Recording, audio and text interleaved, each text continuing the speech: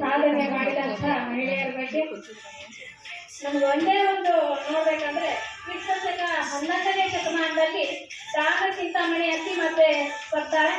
ಆಗ ಆಕೆ ಆ ಕಾಲದಲ್ಲೇ 10,000 ಪುಸ್ತಕಗಳನ್ನ 1000 ದಿನಬಿಂಬಗಳನ್ನ ದಾನ ಹಾಕಿಕೊಡ್ತಾಳೆ. ಹಾಗಾಗಿ ಆಕೆಗೆ ರಾಮಚಿಂತಾಮಣಿ ಅತ್ತಿ ಮದುವೆ ಅಂತೇಳಿ ಕರೆಯಲ್ಪಡ್ತದೆ. ಮತ್ತೆ ಕಾಲ್ಮೆಂಚಿನ ರಾಣಿ ಬರ್ತಾಳೆ. ಹೀಗೆ ನಮ್ಮ ಜೈನ ಸಮಾಜದಲ್ಲಿ ಮಹಿಳೆಯರು ಅನೇಕರು ಸಿಗ್ತಾರೆ.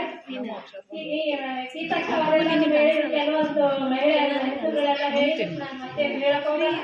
ಒಂದು ಪುಟ್ಟದಾಗಿ ಕವಿಯತ್ರಿಯಾಗಿ ಕವಿತೆಯನ್ನು ವಾಚನ ಮಾಡ್ತೇನೆ. ತಾಳ್ಮೆಯ ಹೆಸರೇ ಮಹಿಳೆ, ತವರಿನ ಹೆಸರೇ ಮಹಿಳೆ. ತಾಳ್ಮೆಯ ಹೆಸರೇ ಮಹಿಳೆ, ತವರಿನ ಹೆಸರೇ ಮಹಿಳೆ.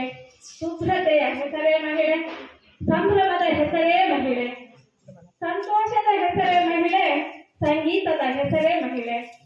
ಸಾಹಿತ್ಯದ ಹೆಸರೇ ಮಹಿಳೆ, ಸಾಹಿತ್ಯದ ಹೆಸರೇ ಮಹಿಳೆ. ಸುಖದ ಹೆಸರೇ ಮಹಿಳೆ, ಸೌಖ್ಯದ ಹೆಸರೇ ಮಹಿಳೆ. ಸುಖದ ಹೆಸರೇ ಮಹಿಳೆ, ಸೌಖ್ಯದ ಹೆಸರೇ ಮಹಿಳೆ. ಲೆಕ್ಕದ ಹೆಸರೇ ಮಹಿಳೆ, ವಿಜ್ಞಾನದ ಹೆಸರು ಮಹಿಳೆ. ಲೆಕ್ಕದ ಹೆಸರೇ ಮಹಿಳೆ, ವಿಜ್ಞಾನದ ಹೆಸರೇ ಮಹಿಳೆ. ಅರಮನೆಯ ಹೆಸರು ಮಹಿಳೆ, ಚಂದದ ಅರಮನೆಯ ಹೆಸರೇ ಮಹಿಳೆ. ಅಂದದ ಹೆಸರೇ ಮಹಿಳೆ, ಅಂದದ ಆನಂದದ ಹೆಸರೇ ಮಹಿಳೆ. ಬಣ್ಣದ ಹೆಸರೇ ಮಹಿಳೆ, ಬಣ್ಣನೆಯ ಹೆಸರೇ ಮಹಿಳೆ. ಬಣ್ಣದ ಹೆಸರೇ ಮಹಿಳೆ, ಬಣ್ಣನೆಯ ಹೆಸರೇ ಮಹಿಳೆ.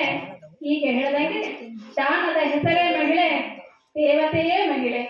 ದಾನದ ಹೆಸರೇ ಮಹಿಳೆ, ದೇವತೆಯೇ ಮಹಿಳೆ. ತುರ್ಕೆ ಮಹಿಳೆ, ಶಕ್ತಿ ಮಹಿಳೆ. ತುರ್ಕೆ ಮಹಿಳೆ, ಶಕ್ತಿ ಮಹಿಳೆ. ಅಷ್ಟೇ ಏಕೆ ಪ್ರತಿಭಟನೆಯ ಮತ್ತೊಂದು ಹೆಸರೇ ಮಹಿಳೆ. ಪ್ರತಿಭಟನೆಯ ಮತ್ತೊಂದು ಹೆಸರೇ ಮಹಿಳೆ. ಧನ್ಯವಾದಗಳು.